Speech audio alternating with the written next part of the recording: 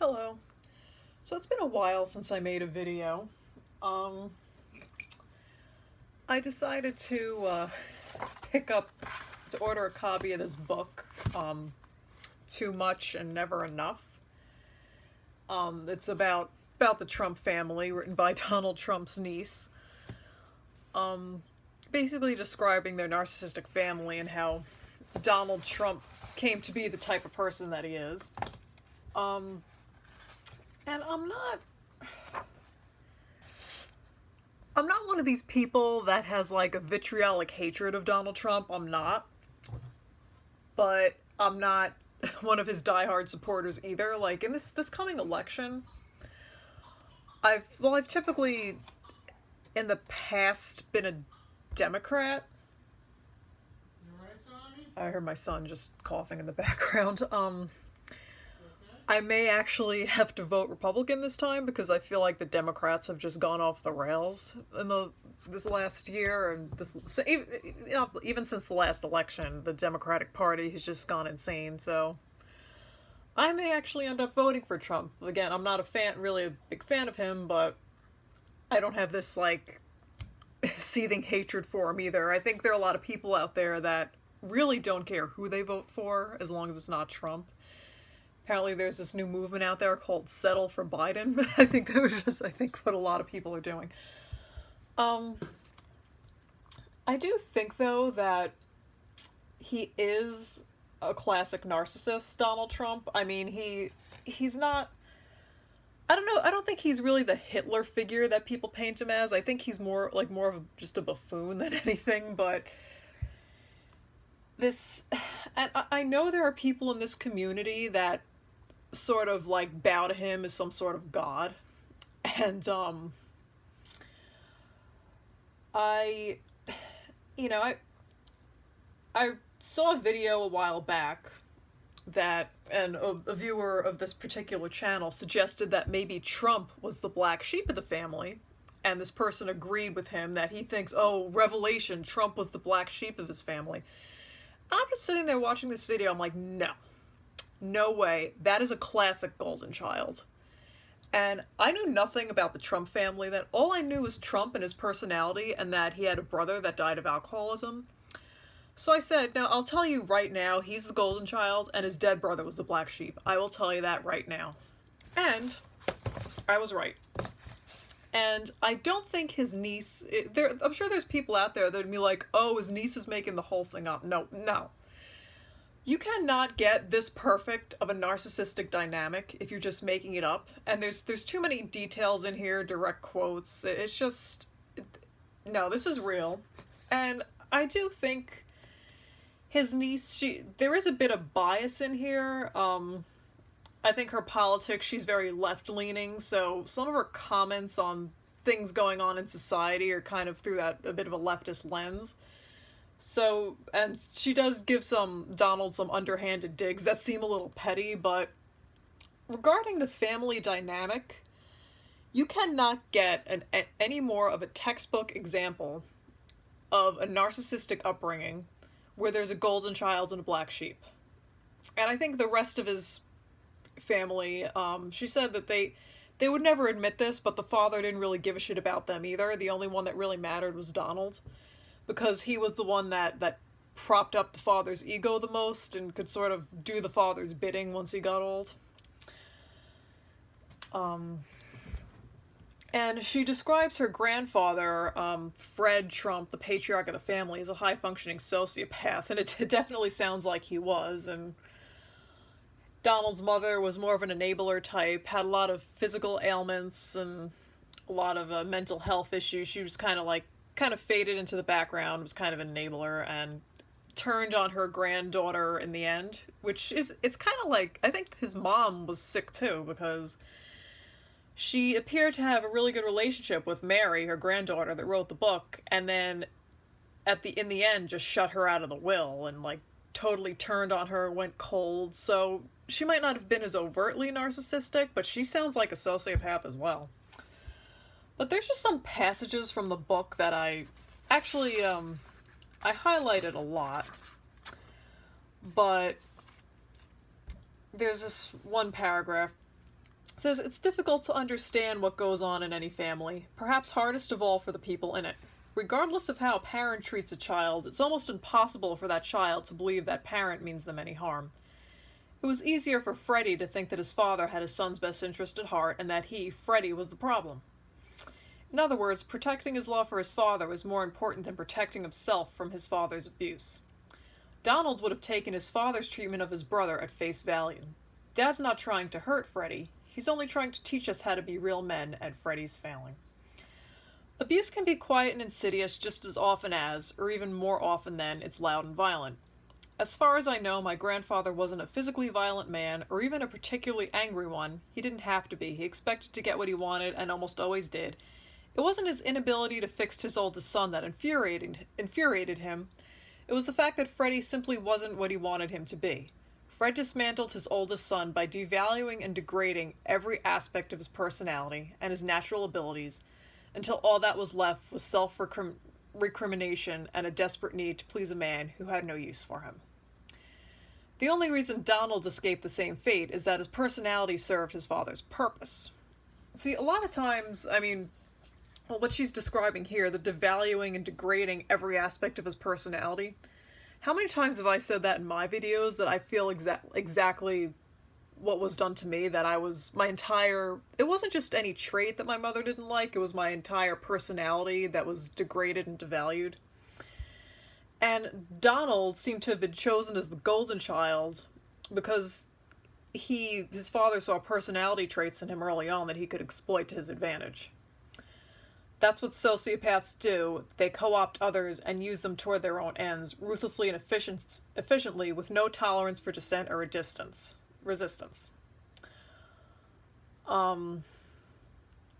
So golden children are usually chosen because they're corruptible. And there was that story, I think part of the reason some people thought Trump was the black sheep was because his parents sent him to boarding school. But it was basically, when he was going to regular school, Donald, his father was on the board of his school district.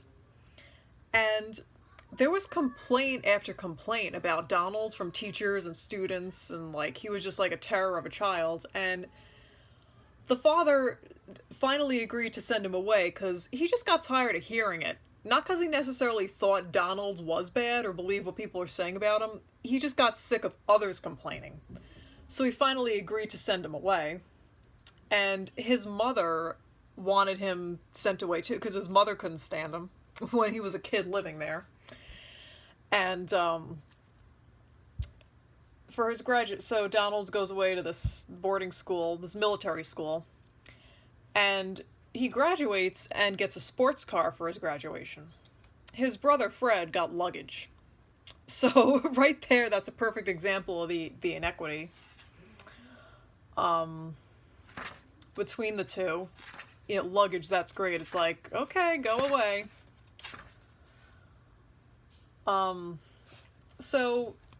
Fred, the older brother, went to college and then came home, started working for his dad. And even while working for his father undermined him constantly. It said his father would approach him for ideas and innovations. Fred would shoot him down. When he asked for more responsibility, Fred brushed him off. Trying to prove he could make executive decisions, Freddie placed a window order for one of the older siblings.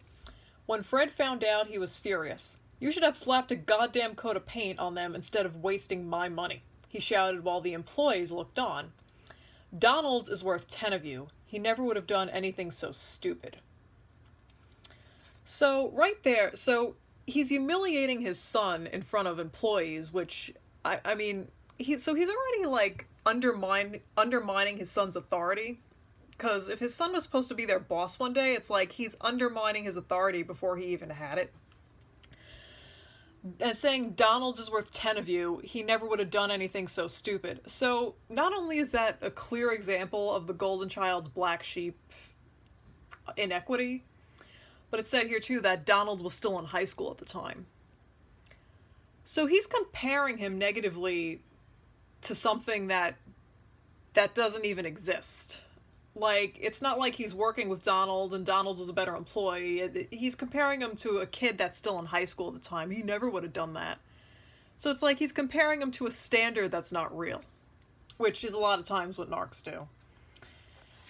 So basically what happened with Fred, the older brother, is he had a talent for flying planes. So he decided at one point that he didn't want to work for his dad anymore, and he wanted to pursue his dreams of being a pilot, which Donald and his father both knocked. You know, they used to call him a glorified bus driver. Oh, you're a bus driver in the sky.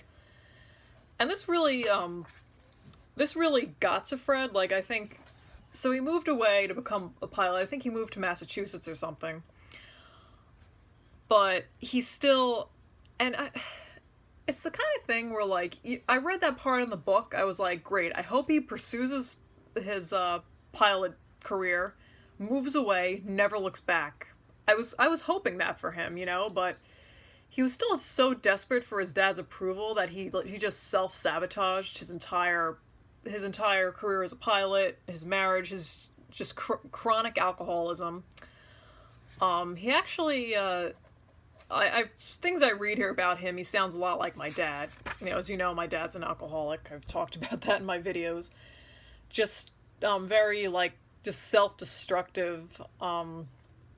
So eventually his pilot career ended. He started working for his dad again, and I think continued to just spiral. And it's very frustrating because, like, I kind of wish that for him, reading the book, that he would have just moved away, pursued the career he wanted, and never looked back. But he was so, it was that desperation for approval that he never was going to get, and I don't think he ever came to the realization that he was never going to get it, no matter what. You know, whether he worked for his dad, you know, that everything he did there was wrong, he chose a different career, that's not good enough, you know. It's almost like,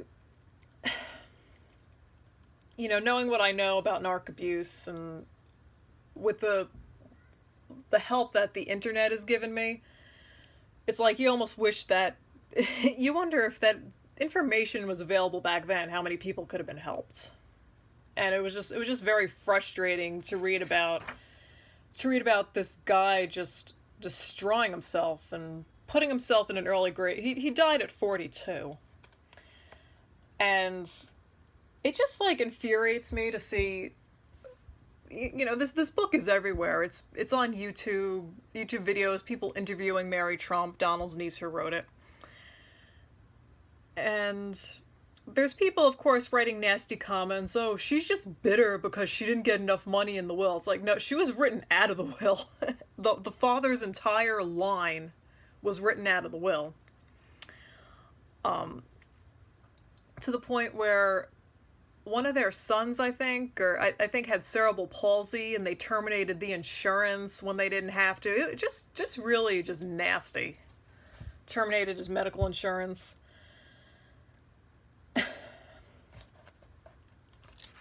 But yeah, then they're like, oh, she's bitter, she didn't get enough money, or, you know, well, Trump is successful, her dad was a loser alcoholic. Like, you have no idea how angry statements like that make me. And it's all because of the upbringing and the unfairness and inequity in their treatment. How Donald was propped up to be better than he was, and he still is, kind of, you know, like, he was propped up to be better than he was, and I think the media tends to downplay how much of an impact his father and his father's money had in him being where he is. Like, oh, he was just given $1 million by his dad, and it was all him. No. There are, like, I can't count how many times in here his father's bailed him out, and the banks, and how much money, and a lot of it. Like I said, I don't think he's Hitler like people paint him to be, but he is a classic narcissist that's floating by with a lot of smoke and mirrors. And the brother's death, the alcoholism and the early death, he was driven to that. He's like, oh, he's a loser. Like, he would have been where Donald is if he hadn't been an alcoholic. No. he became an alcoholic and died of alcoholism because of how the two of them were treated and how Donald was constantly placed above him. That's how this dynamic works. That's exactly what happened. And I knew, you know, as much as people in this community, for whatever reason, want to identify with Trump, like he's some kind of kindred spirit, or like they see themselves in him, or I don't know what it is. He's not a black sheep. He's a golden child. And his dead brother was the black sheep. Like, people are trying to make it like the dead brother was the golden child. Like, people will believe anything and twist anything because they so badly want to identify with somebody that they'll blatantly ignore facts. And, you know, if anyone, like, that's my observations of what I read and what I think. And you know, I'm not taking it so far where I think he's Hitler or the Antichrist, but this is a classic narcissistic golden child dynamic, and he's definitely a textbook narcissist. And it does, there does tend to be a lot of black and white thinking. Just because I see this dynamic for what it is does not mean that I'm a social justice warrior or some screaming leftist, or that I'm definitely voting for Biden. I'm not. I actually, you know, as much as I hate to admit it, I may end up voting for him, but I just wanted to read this book because I was very curious about this family dynamic. And because I've done so much studying of narcissistic abuse and families and stuff like that, and I always had an inkling of this family dynamic, that he was the golden child, and I always wondered what happened to his brother that died, what the real story was behind that. And it looks like my assessments might have been more accurate than some other people in this community who so desperately want to identify with him. So that's the video. I know it was a bit of a rant, but I hadn't made a video in a while, so I figured I'd make a video, kind of tell people what I've been doing. I was reading this book, obviously, and my son turned 1 a couple of weeks ago, so I had a party for him. We had a party for him here, like kind of a quarantine party, and he's cute as ever. His thighs are like that big, and you know, he's not walking yet, but he's pulling himself up to stand and crawling everywhere, so that'll come. Anyway, so that's all I'm gonna say for now, and I'll see you on the next video.